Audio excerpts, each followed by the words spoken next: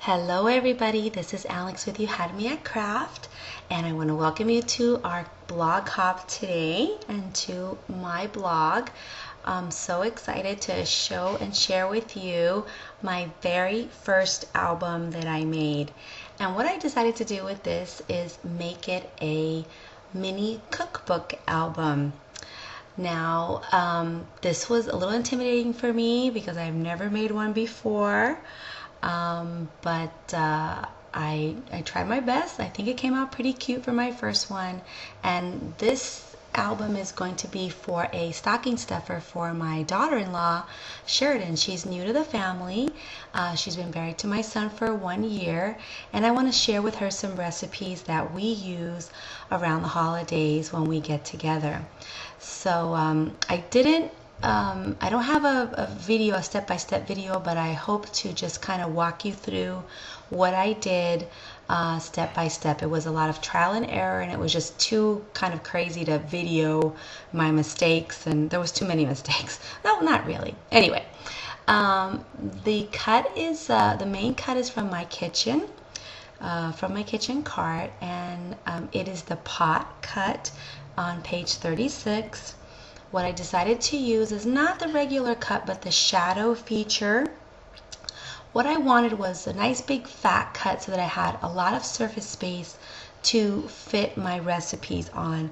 Obviously, my recipes, I had to condense them so that they would fit, in a mini size album. So, that was why I used the shadow feature. This is a technique that I got from Mary at Cards TV, who's also joining us on this blog today, using cereal boxes as chipboard, and that is what I use to cut my front and back cover. So I just cut down my cereal board and then basically put that on my mat. I didn't even use a deep cut blade, just regular cut on the highest levels, like number 6 and all that. I also used the flip feature because I had this cut is not symmetrical on both sides, okay? And so what I decided to do is go ahead and flip it so that when I stacked everything together, everything would be in alignment. I hope that makes sense, okay? Because when you're the back cover has to be the mirror image of the front cover, okay? And if you forget to do that, it wasn't too bad in this cut because the looseness of the coils, it's not a really tight fitting book, but anyway, nonetheless. All right, so this is what I use to cut my pages. Just regular craft cardstock. I didn't have any more enough cereal boxes, so I figured that when I layer my paper, on top of it on both sides and put my embellishments, that it would give it some more weight to each page. And plus, I didn't want my book to be, super thick. I was concerned about how many pages I could fit. So these are 4 different pattern papers that I found from a Die Cuts with a View Christmas card stack. There's a lot out there, and once again, some of them I cut regular, glued them on with my mono adhesive, and I used my mono adhesive all the way around, okay, because I wanted my glue to go all the way to the edge rather than using my ATG gun, possibly just in the middle. I figured that this this book is going to be hopefully taken out. Just the ATG would have been in the middle, and then the sides would be, the edges would be kind of loose. So a different decorative paper. Once again, you have to cut some of them on flip and some of them regular. Then I took some scrap cardstock coordinating with each paper, 2.5 inch cut strip, okay, and then went ahead and used my Dampen Up Scallop Punch and just punched one edge of it, okay? So I'll show you here that what I did was just lay it on top, okay? And the scallops were just a little bit of, you know, extra feature there. Excuse me, I'm sorry, I don't have a voice, so this is going to sound terrible. Okay, so a bead of glue on either side. You didn't have to put a bead of glue on the bottom because you'll see later that that was sufficient to make a pocket. Flipped it over and then using my X-Acto knife just went ahead and cut off the excess and cut it to size, exactly to size. So there's how it looks in all put together, each of my pages. You'll see that I also use the words that are contained in the from my kitchen cart. Cut them out at 1 and 1.5 inches, okay? And see how the coils create a stop, so then when I put my recipe card in there, they're not going to fall through. So once again, you only need to glue the sides part, because in this case my coils were on the bottom. It's more like a flip chart kind of book rather than a side binded book or a top binded book. It's bound on the bottom, and that way the cards, you know, the recipe cards wouldn't fall through. All right, so I used once again the 1.5 feature, and then did some doodling. And I used my handy dandy new tool. I'm so excited that I purchased and treated myself to the cinch machine. Bought this at Oh My Crafts. I think it had the best price and had an exclusive blue color, because I think it normally comes in pink. Now, let's see, what else do I need to tell you about this? I'm voiceover looping. Oh, here we go.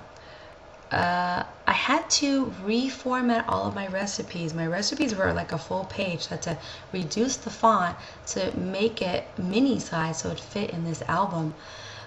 So just shrunk it down and formatted it, and hopefully, you know, she can read it. And then cut each one down. I didn't really measure, so I don't really know, but I knew that I just needed to fit it, you know, in and out of this pocket. So when you want to use the card, you can just pull it out, bring it to your kitchen, and you don't have to get the book dirty. And that was another idea I got from Mary at Cards TV. Okay, I think I'm also going to laminate possibly the recipe cards, so if there's splatter on them, they can be wipeable. So I thought that that was another thing, but I haven't gotten to that quite yet. So there it goes, in and out very easily. And as I said, I'm voice-overing. My camera takes horrible sound.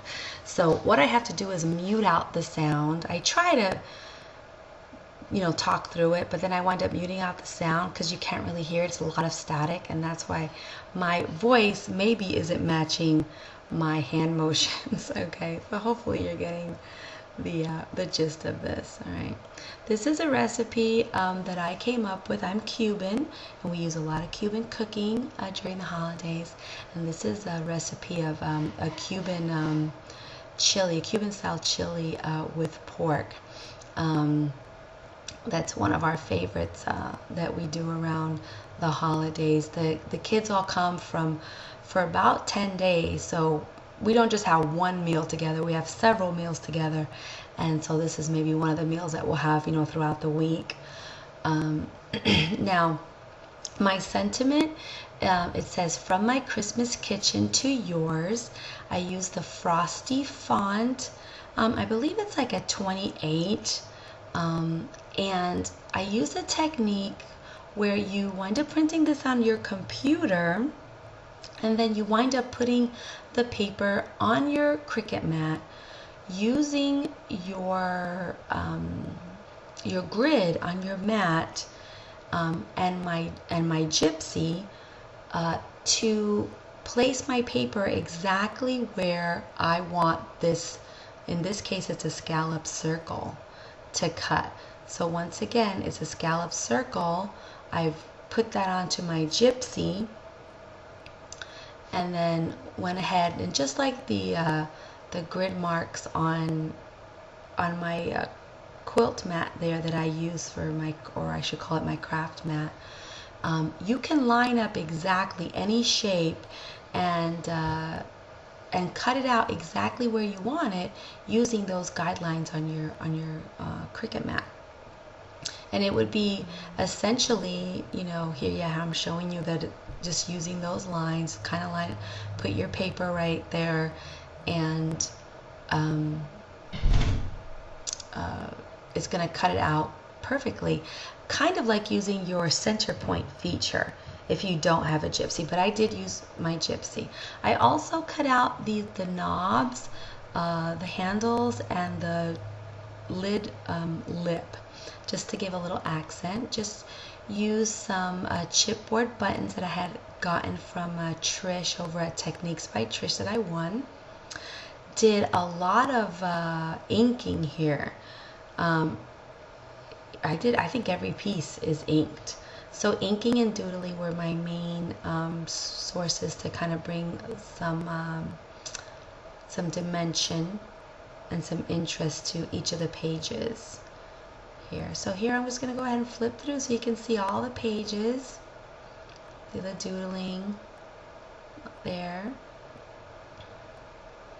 And this is the ink that I use for the inking all the way around. And I probably would have inked the scalloped before I glued it on, but I didn't think of it until later, so I just used the doodling. And that is basically it, guys. There's my very, very first album. I'm really excited. I hope to make another one. I have most of it already cut out.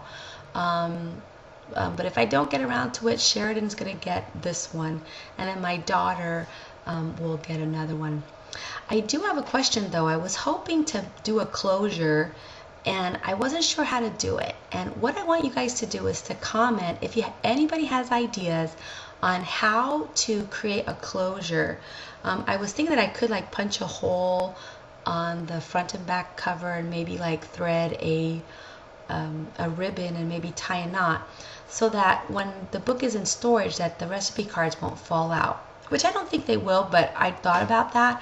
But that was an afterthought. So I want you guys, if anybody who is an experienced mini craft book maker has any ideas on that, you can include that in your comments, and maybe I'll even give you an extra chance to win my block candy. Otherwise, guys, I think I'm done. I've been, I think, really gabby here. Hope you've understood and you guys enjoy the rest of the hop. Make sure you visit everybody on the lineup. There's lots of block candy, lots of fun, lots of ideas. All right, bye.